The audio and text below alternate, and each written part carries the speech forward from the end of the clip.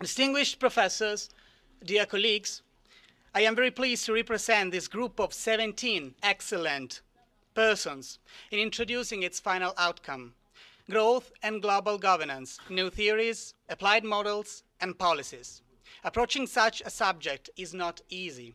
But let me first tell you that we have interpreted this competition as an opportunity to know each other, people from all over the world, and exploit a group activity as a chance of cultural exchange and friendship.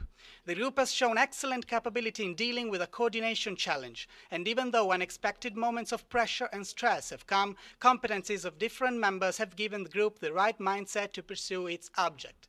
As far as the contributions of my distinguished colleagues are concerned, please let me speak about some challenges to governance and growth. This research on growth and governance takes place at a time of many profound events and important transformations. The balancing of social equity, economic growth, and good governance is at the heart of nation building and policy formation. At certain times, achieving this balance becomes even more pertinent as nations confront new challenges and new decisions. In this presentation, we intend to outline some of the challenges and opportunities the world will face in the next few years, and to indicate 5 very interesting ideas. The concept and relevance of managing short-run fluctuations in commodity prices, corporate social responsibility in the case of Japan, networking of enterprises, how a democratic system will give the power and property back to the people that deserve it, the effect of tax policy transition in the labor market, medical care provision in an economic transition, and the new design of China's healthcare provision. Moreover, any of these papers also provides an outline of practical implications. But how are these different topics related? What is the connection among such different subjects? The answer is easy, although not subtle. All these subjects are intertwined, strictly interconnected, as new theories of growth and development have argued. These new theories deal with a wide group of variables such as the quality of the growth, human capital, technological transfer, capital and knowledge flows, inequalities, energy, institutional market system building, freedom and human rights, food, and environmental restraints. Each of these fields poses challenges to our existing governance arrangements as well as our means for achieving equity and growth. But let me introduce, in all its shining glory, the formal G, foresight model for evaluating long-term growth. The formal G is a new analytical framework. Yes. Yes. Introduction means just mention formal G. Don't explain to us formal G. Other will explain. Who knows better formal G we can't explain. So you have to stay on the title. Absolutely. Of the now. Absolutely. You are introducing. Okay? Formal G indicates GDP as dependent variable and as you can read from the board. Minutes, I would like to discuss a little bit just a piece of restriction for growth, the commodity prices as ingredients for global crisis. Okay, what do we know so far? Recent year we have seen a tripping of oil prices to a record level of $130 per barrel, and a sharp increase in commodity prices, even if we may have past the peak. As you can see in the figure in the slide, commodities prices are expected to remain high in the next decade, and this represents a structural break in the 30 years decline of real commodity prices. In this case, rising consumer demand from rapidly growing countries like China and India, of course, higher energy prices, and extreme weather related to climate change appear to continue. Given this condition, there would be a serious implication to high food prices to growth through the, say, foreign exchange earnings, and in terms of trade, and also from to the poverty in terms of the price inflation.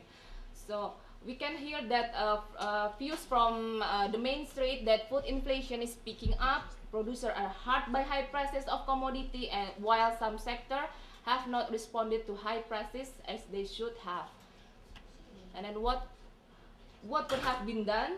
Okay, some countries to respond to the high commodity prices has been lower than expected.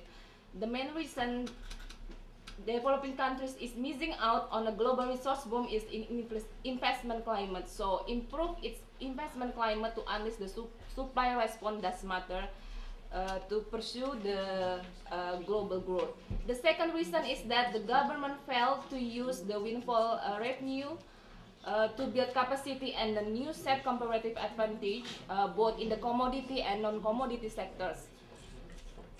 Recent literature suggests that natural resource exporting countries tend to experience a declining export productivity index, which can have important implication for future growth, as this index is positively correlated with future GDP growth, as you can see in both figures of the export productivity index correlated with the GDP per capita. The other popular belief is greater participation in You have 4 minutes, you know? yes, regional integration. We argue that this has been largely beneficial for the export-led growth. The regression results show that all the key variables have their expected sign and significance. The sum of the coefficient in GDP and GDP per capita is typically greater than the one, indicating that trade grows more than proportionally, which economic growth is captured to some extent the regional bias effect previously mentioned. And policymakers might consider to strengthen the functioning of private market in stabilizing prices, while need to seek a balance among increased food productivity and protection of the poor and vulnerable from transitory crisis. Last not least, the commodity challenge for the future cannot be met without strong leadership and coordination.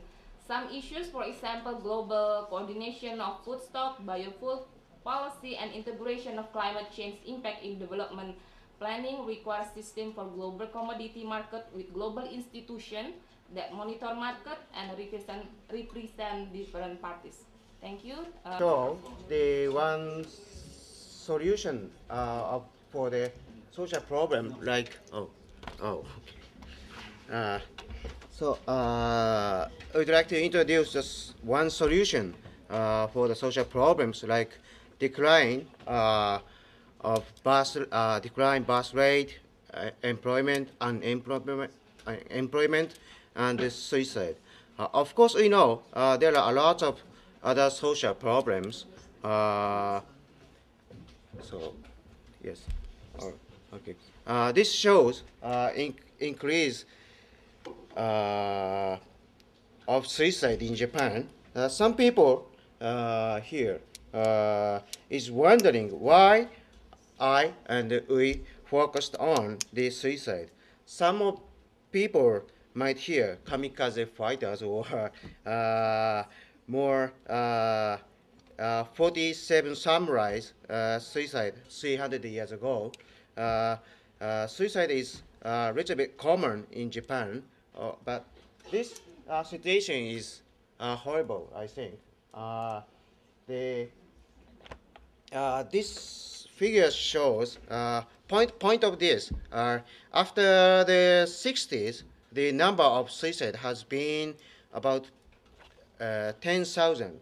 Yeah, for a long time, it's about 10,000 people. After 1995, Japan has been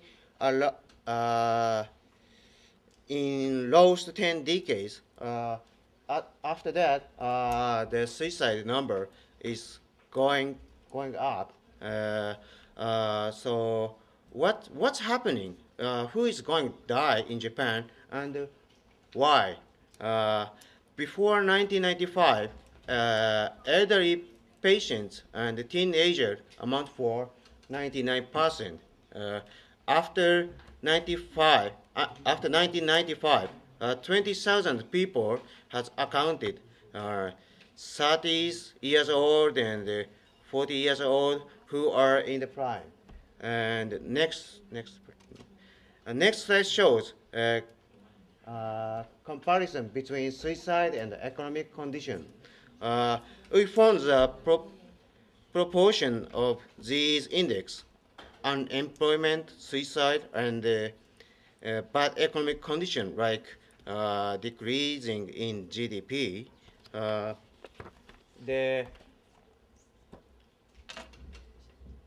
We are thinking about in the society we have a lot of actors. One is private sector company, corporation, and the other is a public sector, and non-profit organization, NGO, NPOs, and something like that.